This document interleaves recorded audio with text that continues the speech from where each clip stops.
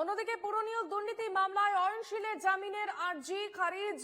কলকাতা হাইকোর্টে জামিন আর্জি খারিজ করল এবার বিচারপতি দেবাংশু বসাক এবং বিচারপতি স্মিতা দাসদের ডিভিশন বেঞ্চ।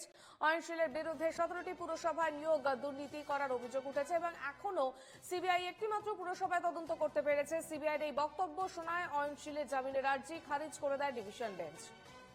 অয়নশীলের জামিনের আর্জি খারিজ এবং জামিনের আর্জি খারিজ করল বিচারপতি দেবাংশু বসাক এবং বিচারপতি স্মিতা দাসের ডিভিশন বেঞ্চ।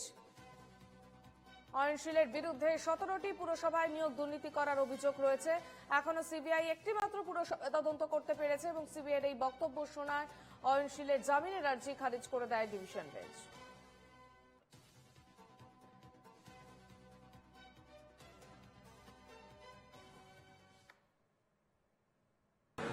আর্জি ছিল ওনাকে বেল দেওয়া হোক, যেহেতু উনি 11 মাসের বেশি উনি কাস্টাডিতে আছেন এই পার্টিকুলার মিউনিসিপ্যালিটির যে ম্যাটার্সগুলো সেইটার এগেনস্টে।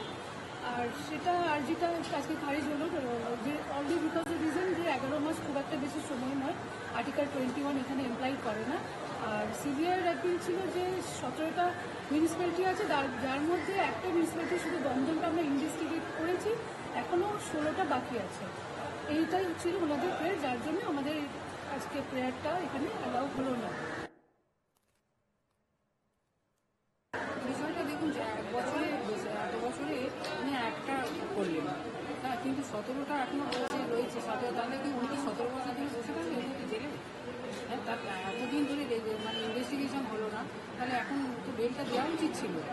হ্যাঁ, তাহলে সেখানে আমরা কি বলবো? তাহলে এখানে বিচার সঠিক হচ্ছে? এটা কি বিচার হলো? 17 বছর ধরে তাহলে উনি জেলে বসে থাকবেন ইনভেস্টিগেশনের জন্য?